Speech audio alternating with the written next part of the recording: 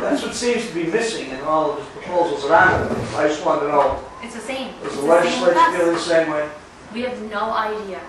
I know the white elephant in the room is the job that he gave one of my colleagues at $175,000. We have no idea why. We don't know. We don't have any power as a legislature against it. He has appointing authority. We don't know why.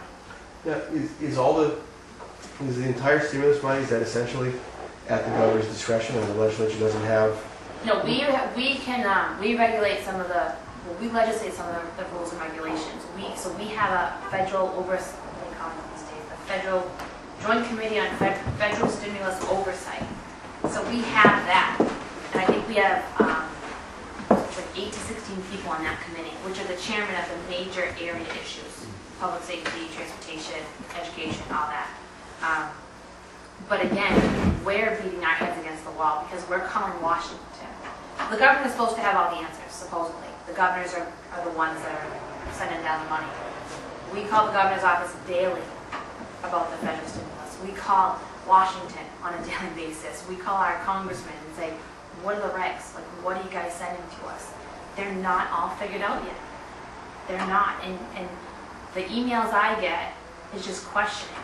You know, transportation, we're pretty much all set. If you're not shovel ready, you're not even going to be considered. Like, everybody has a wish list, but if you can't put that shovel in the ground, I think it's 90 days or so, you're not even going to be considered. But again, I mean, I've heard, and they could be rumors, something like public safety can go to building fire stations. I don't want a fire station, I want a firefighter. Like, I want someone on the truck. I don't want the station. If they've dealt with the station this long, they can deal with it for a couple more years. I want, you know, there are 2 grant programs for police officers. We have to make sure our cities and towns apply for those grants. So at this point, my office, and I know my colleagues, sort of feel like the people who are trying to coordinate it all with all these little cities and towns, and make sure you apply for this grant, make sure you do this. And it's not that we're telling them what to do, but we want to make sure their fingers are in it, just in case it comes down that way.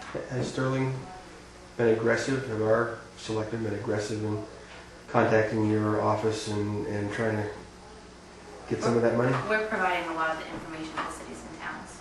But we're also doing it on our own, because we're probably going to get it before you anyway. So it's sort of the reverse. It's not them being aggressive to us, it's sort of us trying to go outward. It's easier for us to go outward. I thought it was very specific as to where the money would go in the stimulus. It is, but the regulations haven't all been sent down. So while they're saying that, we don't get the specifications. And that's what I'm hoping tomorrow, with someone coming from Washington to brief us on it. We're hoping they can answer some more of the questions, because we just don't know yet. So it's not a matter of regulations at the state level, it's a matter of... It's all federal. It's all federal. It's all federal, and it's all coming piecemeal. We've gotten Medicaid money, we've been told about the education money, you know, some of that, but we still don't have the technology, the transportation, we still don't have any of that stuff. Now, this money is supposed to be dispersed, I believe, in people. They're telling us. That's what they're telling. I'm telling you, it changes daily. It's almost like a Facebook page. People are just updating the status. And it's awful. It's awful because I'll sit here and tell you all this today, and 3 days from now, it'll probably be a new point. It'll all change.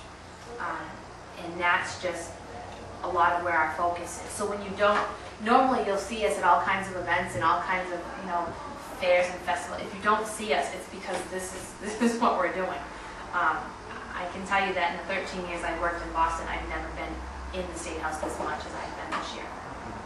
And it's just from meeting to meeting to meeting. Is it that they're not working together, or what's the scoop? I mean, who's disrupting all the this? federal government? We don't have it from the feds yet.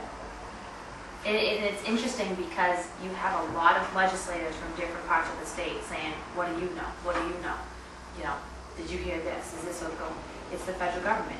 From what I was told in the beginning, President Obama did not fill all of his cabinets or his secretariats. And so as this was coming down, a lot of those regs weren't put into place.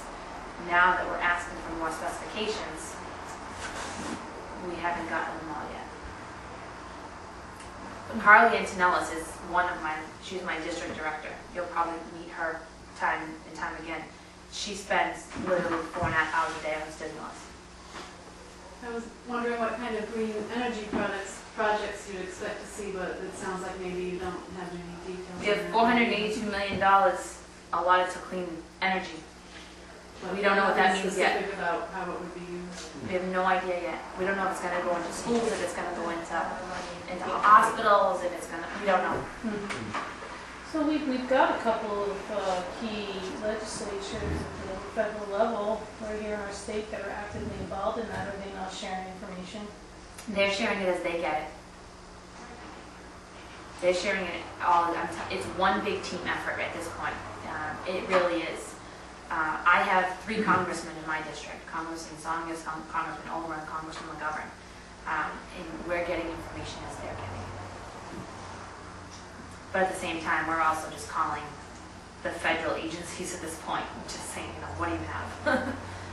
So you have multiple staff members working on this at the same time. And it's frustrating. Believe me, it's frustrating. Sometimes I think it's more frustrating to be in my position and know that we don't have answers than to be in your position and think, okay, they'll take care of it.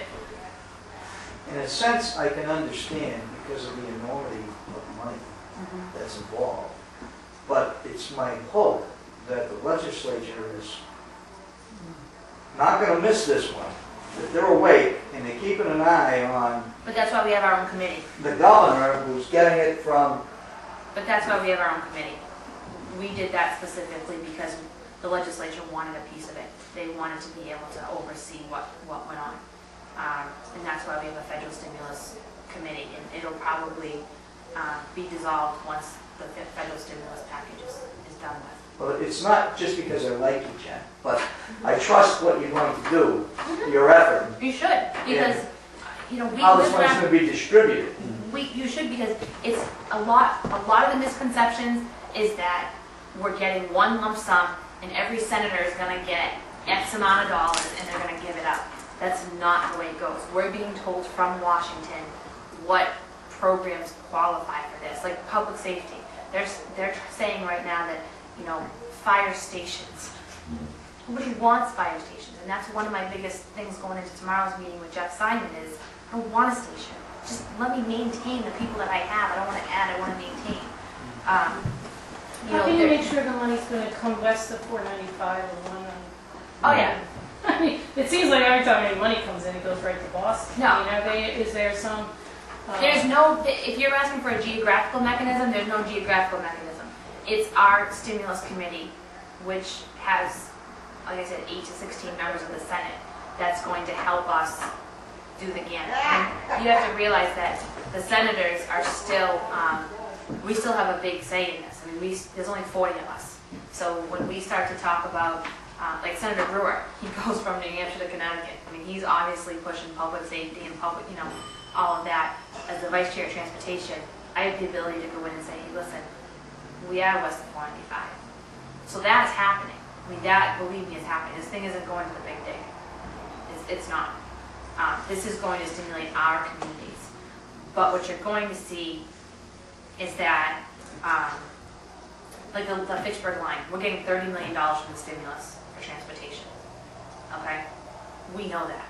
Some cities and towns are going to say, well, what about my roads and bridges? Well, this is going to stimulate the biggest part of it because we've been working on this train for 15 years that I know of to get people moving, west to east. So that's going to take a chunk and be in our area. You may see some other shovel-ready projects. Every one of your cities and towns, well, Sterling, has put in their requests. We have all the requests. My staff has called every town to find out what their requests were. Because you didn't have to put them into us as legislators, you had to put them into the lieutenant governor. So we, in my office, then decided we were going to go get up the list so that we knew what people were asking for. Because if I come to Sterling and you say to me, so is, Route 12 project going to happen? And I look at you and say, what Route 12 project? Because you never had to go through the legislature to request your money.